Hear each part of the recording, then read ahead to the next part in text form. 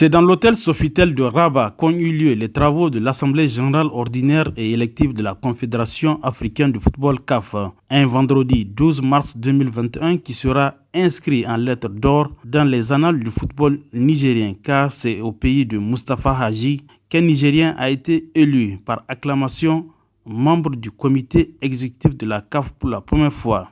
Il s'agit du président de la Fédération nigérienne de football, le colonel-major Djibril Mahamidou Dipele, très réjoui de la confiance placée par ses pairs. Je ne peux que remercier, comme je fais tout le temps, les Nigériens.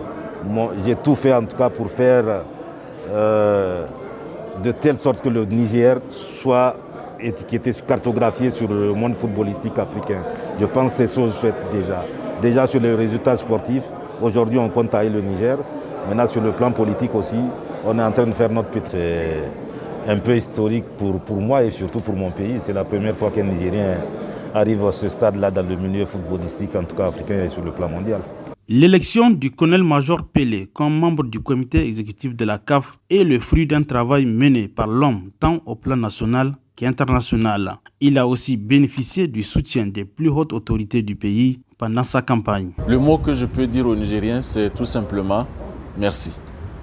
Merci pour le soutien. Vous vous rappelez, quand nous avons lancé la campagne pour son accession au comité exécutif, nous avons demandé que tout le peuple nigérien, toute la grande famille du football nigérien, et au-delà, comme je dis, tout le peuple, s'associe à cette candidature pour en faire celle du Niger.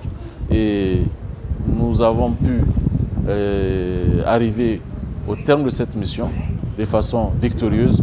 Alors il ne reste plus qu'à féliciter d'abord le peuple nigérien et à le remercier pour son implication dans le cadre de cette campagne victorieuse.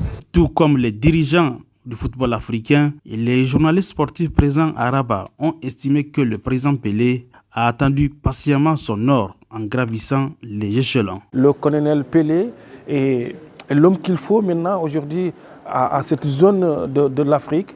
Il aime le football, il aime les footballeurs. Ce n'est pas quelqu'un qui est comme les autres présidents, comme la majorité des présidents qui sont intéressés par l'argent du football. Lui, c'est le football qui l'intéresse, c'est la stratégie. Avec lui, le Niger a joué la Coupe d'Afrique des Nations, ce n'était pas donné, ce n'était pas tombé du ciel. Il a entamé des réformes. Nous, notre président de la Fédération en Mauritanie, la première fois, quand il est devenu président de la Fédération, il est parti au Niger pour voir comment vous le faites. Il a dit, le Niger, vous avez les mêmes caractéristiques que la Mauritanie, on va essayer d'adapter. Donc, le football mauritanien aujourd'hui, c'est l'enfant, peut-être l'enfant du football nigérien. Je pense que son exemple fait école, tout le monde en parle. C'est pour cela qu'il a été aujourd'hui acclamé au niveau du comité exécutif de la CAF. Je pense que c'est pour qu'il puisse apporter un plus-value.